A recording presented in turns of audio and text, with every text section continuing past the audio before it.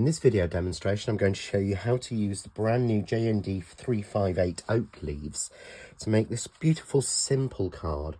This beautiful spray of leaves. I love foliage dyes and I love leaves in particular, and I think they can make a real difference. Certainly if you're trying to make a more masculine card and you don't want to decorate with flowers. So this is relatively simple. All we're using for this is we're using the oak leaf dye, and I'm also using the press cut nesting circles. And these, you can use the small set or the large set. It's quite simple. So we're going to actually start with the leaves, and we're going to use some of the fusion inks to make a beautiful coloured leaf. So here I have a piece of standard sort of plain simple stamping card at 300 GSM, and I'm going to use the fusion inks, and I'm using apple, berry, kiwi and sunfruit to give a real mix of colour. So I'm going to actually start with the apple, and I'm using a sponge dauber and simply take some of the colour, and you're making a mess. So you're randomly putting the colour on. It's almost like making camouflage. I've always called this sort of the ugly paper technique, but it works so beautifully well with the fusion inks. You can see there we've got that, but then you've got that beautiful gold shine on there, which adds so much to the leaves. So there is our apple. I'm then going to go in with the kiwi, which is a sort of darker green colour. And again, you're trying to just put colour on. You're not trying to be neat or tidy. We're just trying to kind of fill some of the space with these greens and make it like camouflage. We then move on to the sunfruit, which is a sort of yellowy orange colour, but it has a beautiful copper finish to it as opposed to the standard gold. The sunfruit has a different finish in it, and I'm just again taking that, and now what I'm trying to do is kind of fill in the areas that are white on this sheet, and every time you'll get a completely different look. So just taking that, there we go. So you see that really is messy and very ugly. Now I always do this when I'm doing this with foliage. I always add a little bit of red, and the reason is that all leaves have a little bit of red in them. So I'm just going round and adding a few random pieces of berry on the top, just layering them up. Nice and simple, like that. So we've got all that colour across there. And again, at this point, it looks very, very messy. I simply then take the sunfruit ink, just take a little bit of that, and I'm just going to whap that all across the top. Just helps to merge it all in, cover any white areas. So there we have a piece of ugly paper, which honestly at this point looks really, really ugly. The fantastic thing, however, about the fusions is we can add depth and texture by using water. So I've standard water here, and I'm just going to spray some into the tray on my watercolour media mat. And I'm taking a fan brush, picking up that water and just flicking it on. And this will give me beautiful big spots of bleaching. So again, you can see there, and as you watch, you'll see that it starts to bleach out. So we can add a little bit more. You can spray directly from the bottle, which will dilute the colour even more.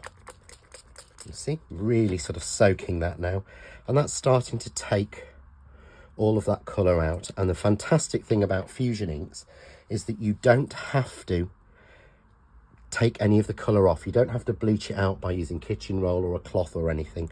You just simply spray the water on, let it dry, and it will then give all that depth and dimension.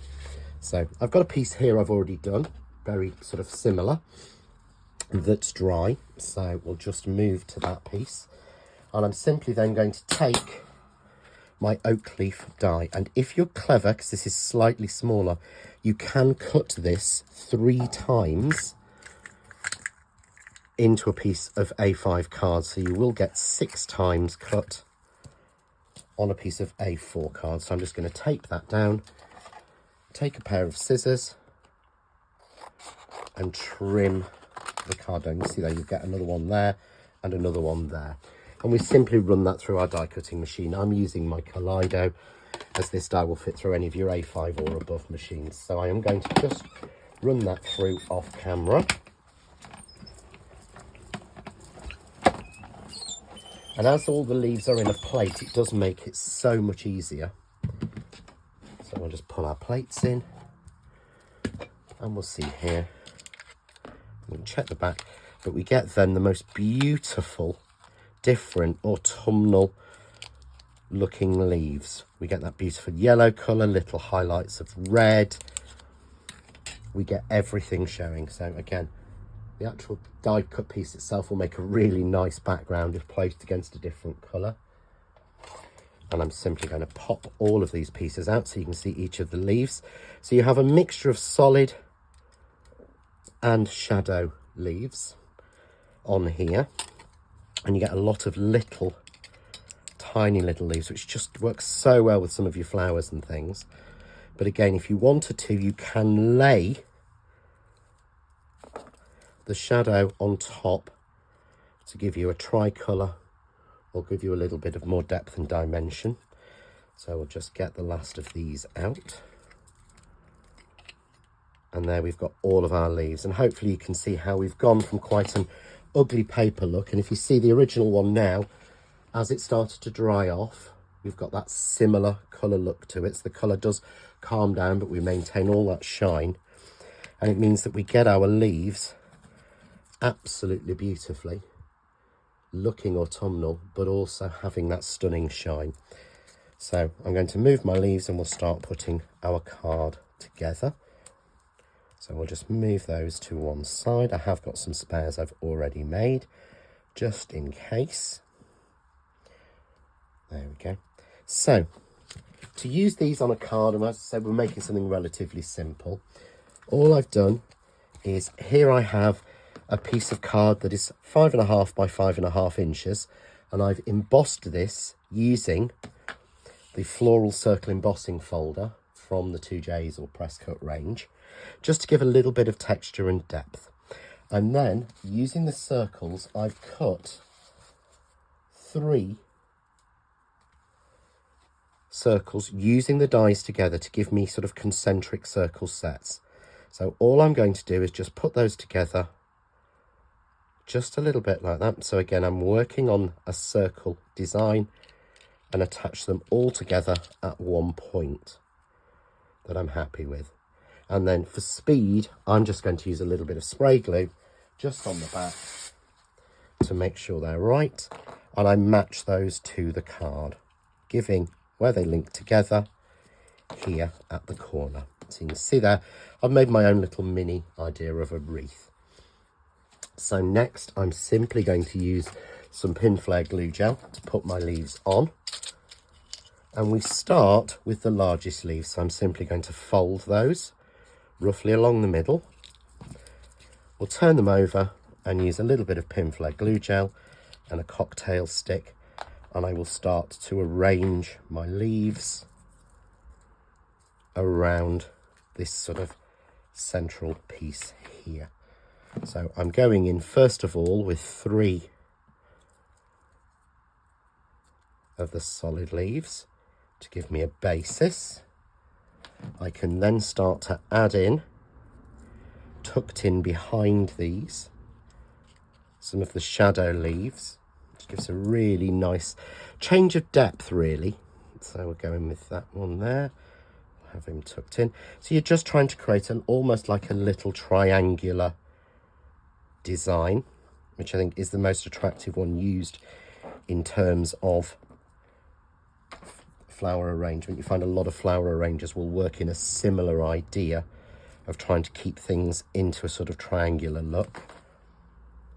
So we're going to then pop on our 4th leaf, and even though the colours are all changing, you can see there that because they were all done on the same piece of paper, they're all matching beautifully.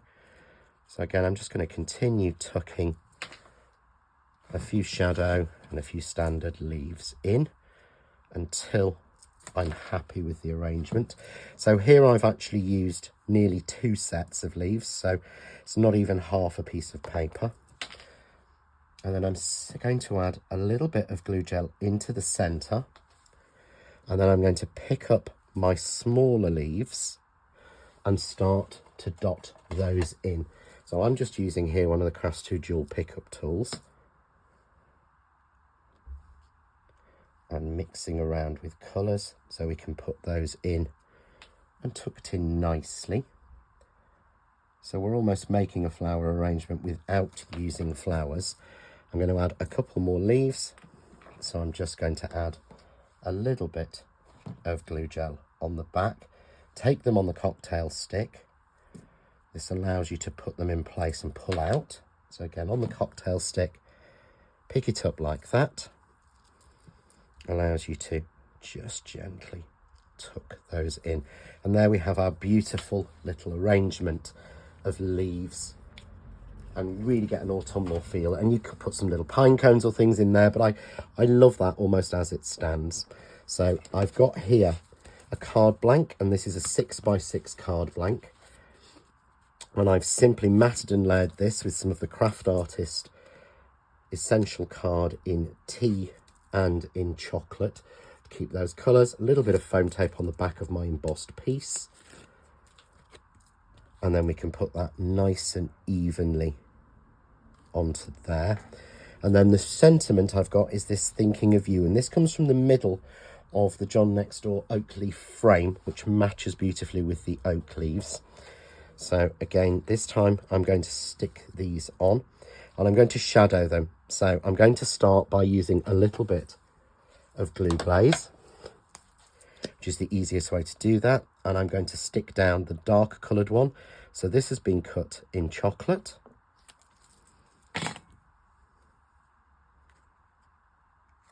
And we're just going to go with that thinking of you. I'm then going to do exactly the same. Use the right glue glaze, one that's open, on the one cut in tea. Glue glaze is absolutely perfect for sticking your small sentiments on.